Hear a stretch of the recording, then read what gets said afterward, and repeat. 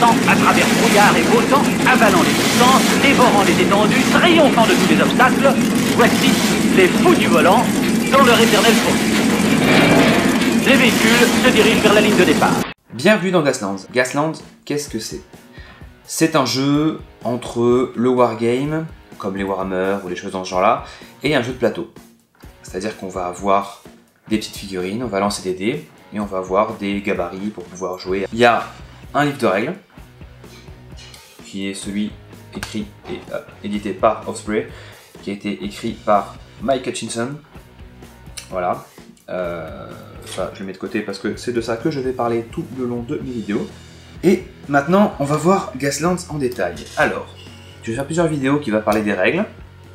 Je sais que d'habitude, je parle plus de robotique qu'autre chose, mais ça, c'est ce qui me prend un petit peu tout mon esprit et tout mon temps depuis quelques semaines maintenant. Voilà, je suis sur le groupe Facebook de Gaslands FR et il y a aussi le groupe de Gaslands où il y a justement Mike avec lequel on peut discuter pour avoir des réponses. C'est un jeu qui date de la fin de l'année dernière, donc de 2018, de la fin de 2017, excusez-moi. 2017 et début 2018, il commence à se faire connaître. C'est un jeu uniquement en anglais pour l'instant. Mais je vais vous faire des petites fiches en français pour pouvoir, et des explications bien sûr de toutes les règles en français pour pouvoir que ce soit plus accessible à tout le monde. Donc comme je disais, on va avoir des dés qui sont propriétaires, mais on peut utiliser des dés normaux à la place. Hein. C'est-à-dire que vous allez avoir des dés, on la verra en détail ensuite, mais c'est avec 3 shifts, un slide, un spin et un warning, qui peut être symbolisé par les 3 shifts qui sont le 4, 5, 6, le slide, le spin et le 1 pour le warning. Voilà, c'est aussi simple que ça. C'est un jeu qui se dit pas très cher. Pourquoi? Parce qu'avec le livre de règles, vous êtes capable de jouer à peu près facilement avec un peu tout et n'importe quoi que vous avez sous la main. Là, moi, j'ai des gabarits que j'ai récupérés, que j'ai achetés sur un site en Australie. J'aimais bien la tête qu'ils avaient. Ils sont aussi du double face, mais ils étaient moins chers comme ça, alors j'ai pris comme ça. En fait, j'ai pas vu que c'était double face ou pas. Et il y a des petits décors aussi, mais ça j'en parlerai plus tard aussi des décors. Qu'est-ce qui est intéressant dans Gaslands, c'est si vous êtes fan de Mad Max, fan de Death Race, de courses de voitures, de trucs dans ce genre-là, le système de jeu de Gaslands fonctionne très très bien. Même pour si c'est que pour des Formule 1 par exemple, hein, ça fonctionne pas mal. Mais là en l'occurrence, nous ce qu'on veut c'est des bagnoles avec des flingues et qui explosent. Hein. Gaslands, qu'est-ce que c'est?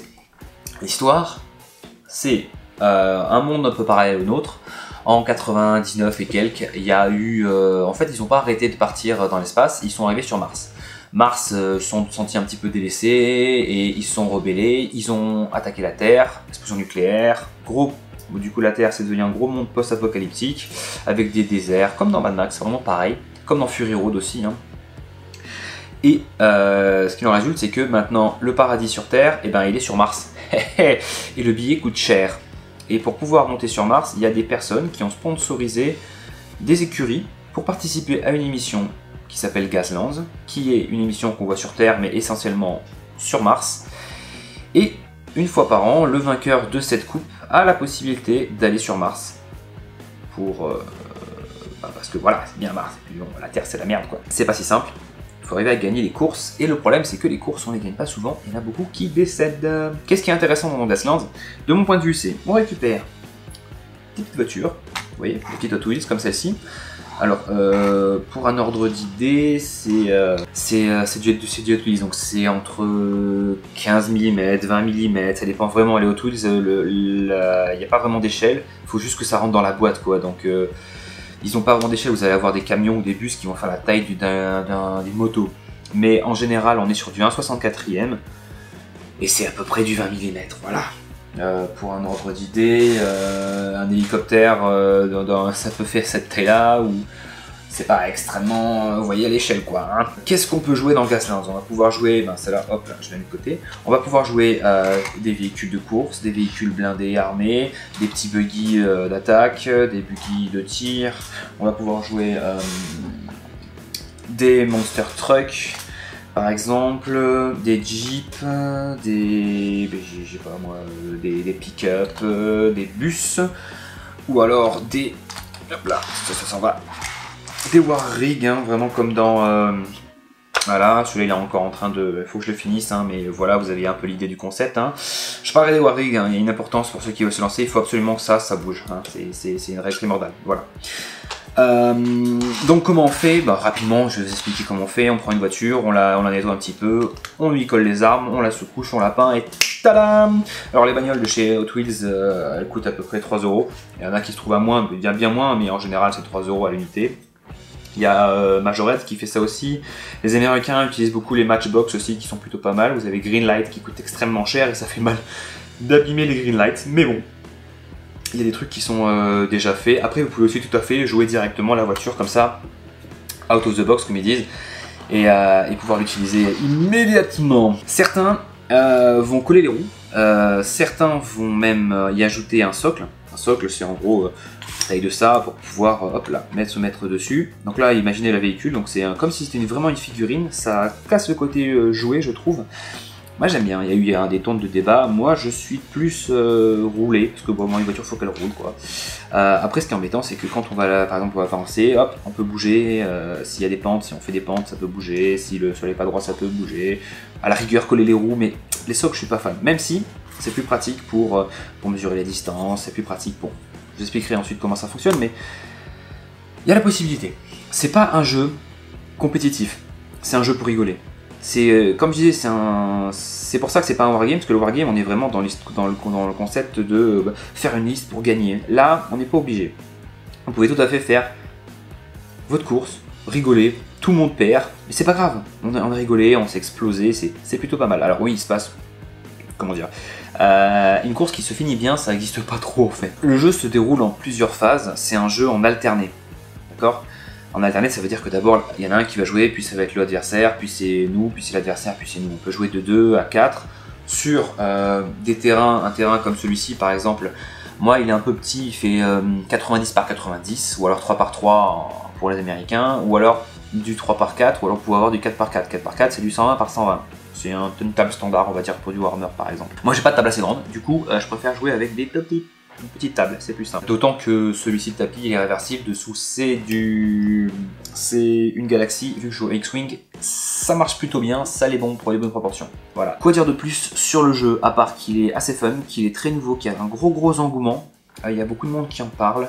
On peut faire à peu près ce qu'on veut, puisqu'on n'est pas WYSIWYG. Alors WYSIWYG c'est un terme anglo-saxon qui veut dire what you see is what you get. Ce qui veut dire que si tu vois une voiture sans arme, ça veut dire qu'elle n'a pas d'arme. Si tu vois une voiture avec un lance-flamme, bah c'est qu'elle a un lance-flamme. Non, là nous on joue pas du tout comme ça. Tu peux dire ça c'est un buggy, comme tu peux dire que c'est une Jeep, comme tu pourrais peut-être même dire que c'est une performance car, une voiture de course, peu importe. Du moment que on a des petites cartes de référence, je vais vous montrer ça, les petites cartes de référence. Dans le bouquin de règles, voilà. Petites cartes de référence, ça ressemble à ça. Elles sont en téléchargement gratuitement sur le site gaslands.com. D'accord. Il y a pas mal d'informations sur gaslands.com. Acheter le livre de règles, c'est pas mal, il existe en PDF. Ça coûte, les deux sont le même prix quasiment. Vous avez un peu de temps avant de recevoir, sauf si vous êtes en Amazon Prime. Mais bref, il est qu'en anglais, je répète. Il y a peut-être des versions françaises qui arriveront peut-être un jour. Hein. Selon Osprey, soi-disant, c'est en travaux, mais on verra bien. Donc, une carte de référence par véhicule, c'est ça qui est le plus important. On verra ça un peu plus tard quand on va construire les équipes. Les équipes, ça va être ça. Il y a des sponsors. C'est-à-dire que j'en ai parlé au début des sponsors. Vous avez plusieurs types de sponsors. Vous avez comme des factions en fait. Hein. Clairement, ça va être des factions, des clans, des gangs, des hordes, peu importe. En général, vous allez jouer 3 ou 4 véhicules. Voilà, moi je préfère une équipe qui s'appelle les Idris. Idris, c'est le culte de la vitesse. C'est un petit peu pour moi les véhicules qui sont dans Mad Max, un peu blindés, full rouillés, voilà. Moi je les ai peints avec le couleur du sol pour faire un peu poussière. Donc là vous avez ici des véhicules qu'on appellerait Idris, ou ouais un petit peu dans ce sens là, qui vont vite, qui vont tout droit. Et ici à côté vous avez 2 véhicules qui sont des véhicules Miyazaki, qui sont donc des pilotes japonais, c'est vraiment des pilotes à l'intérieur. Là c'est des mecs, on leur donnait le volant, on leur dit tu vas tout droit. Et là les gars, ils savent ce qu'ils font. Ils savent vraiment ce qu'ils font, on en parlera, vous verrez pourquoi, mais eux là ils sont juste armés, ils vont tout droit, eux ils sont capables de vraiment piloter. Ils ont peu d'armes parce qu'ils ont énormément de skills, de perks, comment on dit en français, de caractéristiques spéciales, en fait de règles spéciales qui font que là ici vous avez 50 points, là ici vous avez 50 points, voilà. Il y en a qui préfèrent jouer le surnombre, il y en a d'autres qui préfèrent jouer la qualité. quantité, qualité. Et il y en a d'autres des sponsors et on les verra bien sûr dans une prochaine vidéo. Donc si ça vous intéresse, n'hésitez pas à suivre les prochaines vidéos qui seront probablement le tour de jeu en général, puis le mouvement, l'attaque, les armes et enfin toutes les phases différentes. Il y a pas mal de petites phases. C'est plutôt intéressant. Je vais aussi faire, je pense, des vidéos sur les factions et aussi des vidéos sur les scénarios. Je vais faire des rapports de bataille, j'aimerais bien en faire, ça m'intéresse vachement. Peut-être des tutos montage, ça pourrait être intéressant, des tutos montage. Et enfin, si vous avez des questions, n'hésitez pas à les poser. Moi je suis plutôt fan, je joue beaucoup au Wargame et comme je dis, ça me prend vraiment tout mon temps actuellement. Ça m'éclate beaucoup. Attention, petit disclaimer, attention. Une fois que vous avez acheté ces petites saloperies, 1, 2, 3, 40, 50... Enfin, méfiez-vous, c'est pas parce que c'est pas cher qu'on peut en acheter des millions. Voilà, parce qu'au final, ça peut revenir cher. Mais avec une imprimante, pas forcément 3D, avec une imprimante papier, ça, comme vous avez remarqué dans le livre, c'est téléchargeable, c'est imprimable. Vous avez les gabarits qui sont là, vous avez les cartes qui sont là, vous avez la possibilité d'imprimer des jetons. Les jetons, on en parlera plus tard. Vous avez aussi la possibilité d'avoir des quick reference cards sur le site web, qui sont un résumé rapide des règles, une fois que vous les avez déjà vues, histoire de comprendre un peu comment faire. Je vous conseille d'aller voir sur le site. Il y a beaucoup d'informations déjà qui sont assez utiles et pertinentes pour pouvoir commencer à essayer d'imaginer. Si vous pouvez faire une petite initiation, c'est vraiment sympa à faire. Puis voilà, quoi dire de plus. Go Gasland. Allez, à la prochaine.